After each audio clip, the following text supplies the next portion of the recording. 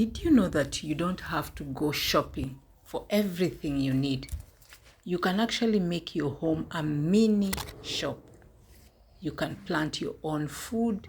You can rear your own small animals like chicken. You can also plant vegetables, a variety of vegetables, and eat them fresh. You can even plant bananas, different types of bananas, and eat them at your own free will. Very nice, very healthy, very fresh. Hello, this is African Mom's World, and in today's video, we are going to talk about budgeting. Do you budget? Do you have a budget? Do you make a budget? Whatever answer you give, that is our topic for discussion today, because it affects both young and old. Even the gender does not matter. Another question I would want to ask is shopping an addiction? Just the way gambling is an addiction, drug addiction, is shopping also addiction? For some I would say yes, for others no.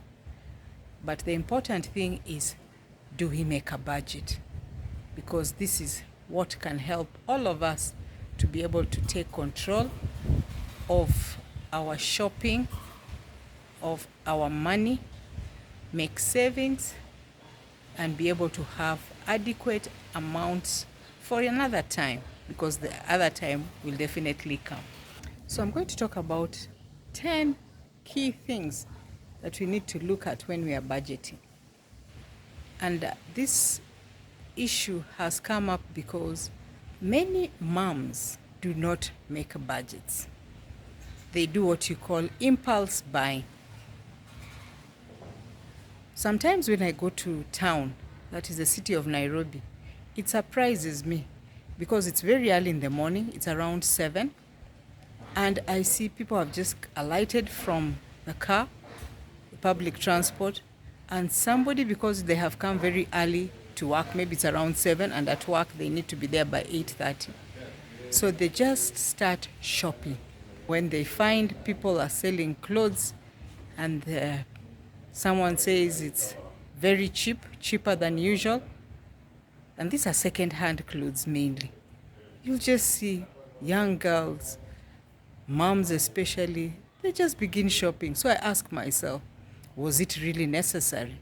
Did they have to buy that cloth at that time? Is it something that just has made their eyes happy? You know, in Kiswahili language in Kenya, we say, imekufurahisha macho, something that has just attracted you. But was it necessary?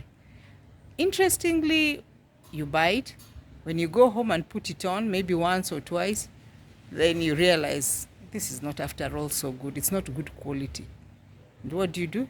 Either give it out to somebody else, or you don't wear it again, or it is kept in the cupboard or in the laundry basket, never to be worn again. So was that necessary? No. So how do we avoid having so much stuff in our houses? And this even goes into shopping for food items. You buy so much of something and you really didn't want it at that time, so it becomes a burden. So today's video, we are going to talk about how to budget and why it's important to do budgets, the timings that we can make so that we make better decisions and have quality things, and have saved some of the money we'd have actually not spent the way we'd have wanted.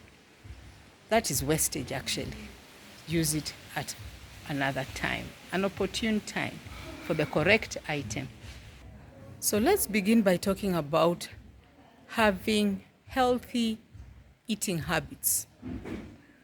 That means eating a variety of foods from different food groups.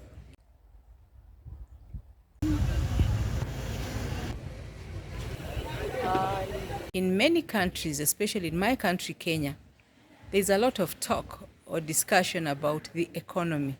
So you have to try and see how you can save each shilling, but at the same time, eat healthy. So it would be important for you to write down a menu and know how much of each food that you require for the whole week. so that you don't have so much of a food item and then not have any of the other.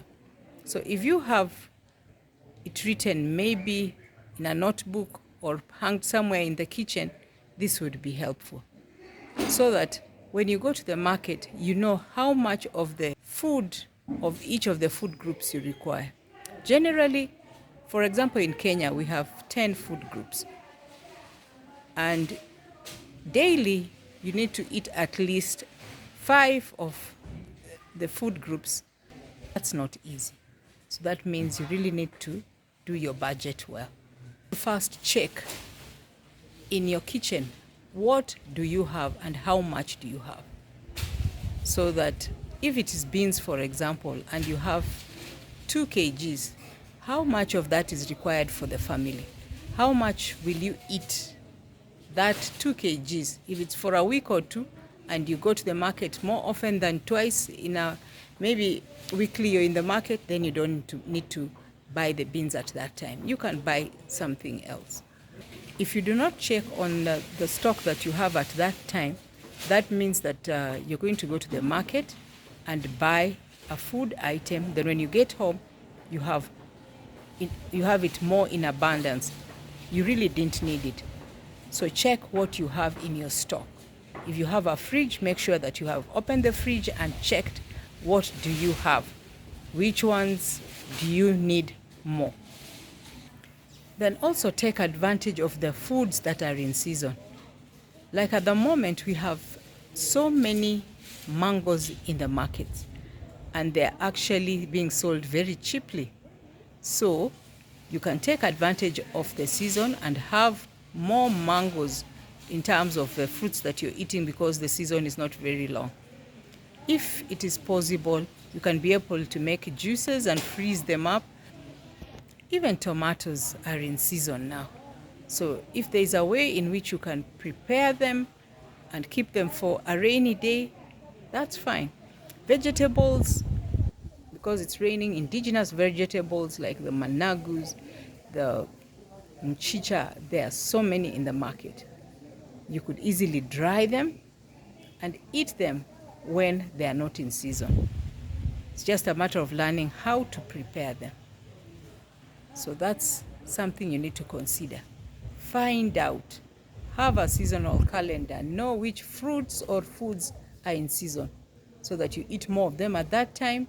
Preserve if you can so that you can have other vegetables at that time when these ones are not in season. And because we all want to eat healthy, whether you're in the rural areas or in the urban areas, it's important for you to have a food garden or a vegetable garden. And one of the things you'll take advantage of is not planting foods that are required in large amounts. For example, maize. What you go for are the things that you would need in small amounts. You need to eat them daily. For example, you can have onions, the spring onions. This can be used in most of the vegetables. You can have tomatoes as well. Then in terms of fruits, see which fruits that take a short time. For example, in Kenya, we have avocados, which take very short. We have pawpaws that take a very short period as well. We have strawberries, you have raspberries. If you can have all those in the farm, then you can save a lot of money. Instead of you going to buy, you have fruits in the food garden. Roots and tubers as well are required on the diet. And these ones get to be very expensive, especially the Irish potatoes. So it's good if you can also plant some, even if it is in tins or in the small gunny bags or the multi-story gardens. If you can use those to plant your vegetables as well as your roots and tubers, that can take you a long way. In addition to going to the market and getting the fresh fruits, if you have a food garden where you can pour the water even from the kitchen and make them grow, this will help you to have foods at all times, but there will not be foods just at all times, but you have to consider about the freshness of the vegetables and the fruits. So in and out of season, if you have a food garden, then that is going to be a big advantage for you. Another thing you need to know is the different stores. What is this that is on promotion? Sometimes you'll find that for a certain item, they say buy one, get another one free, or you have a reduced price. So just check on them and find out which store sells cheaper. You can save based on the offers that are around. Another thing is about looking at brands. Sometimes, for example, you're so used to a certain type of flour, not that it is any better, but it's because it's a brand. So if we can move away from looking at brands and just know that it is good, it's a good thing, it's a good food item, if it is flour, if it's oil, not necessarily going for a brand, then this can help you to save a lot. If, for example, you're going to purchase meat, you don't have to look at certain parts, like buying only the drumsticks for chicken. Consider just buying a full chicken. There you're going to save a lot.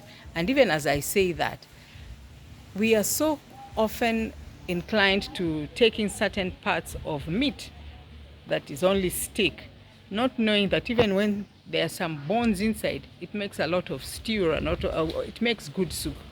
So take advantage of that as well when you're going to purchase meat, so that it doesn't become too expensive because you only want to take the steak. One of the things that I would add, in addition to having a food garden, is rearing or keeping small animals like rabbits and chicken, and even fish if you can.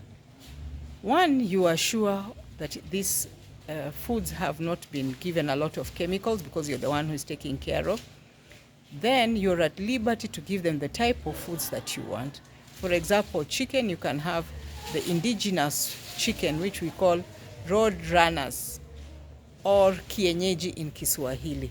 They are a lot sweeter and they're cheaper to take care of at home than just to buy. For example, indigenous chicken can cost like 600 shillings. But the same chicken, because of the feeds that they have been given, then you'll find that you're being charged 1,500 Kenya shillings. That is very expensive. You see, you're buying it for almost times two. Then you could have saved on that. If you have space, you can keep it in however small the space, even you're in the urban areas, to keep small animals, because that is going to take care of your protein needs. Then we also need to look at the types of foods that we eat.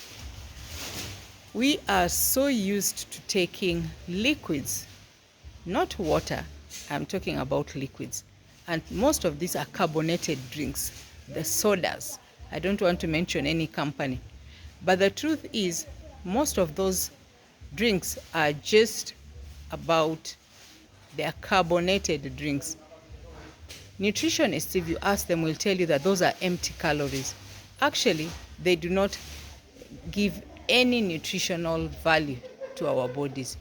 So if we could have some little knowledge about the foods that we take, and know that some do not have a lot of value, then it would be good for you even just to focus on fruits and leave alone those juices which you do not know even the amount of preservatives that have been put in them, which could even contribute to ill health.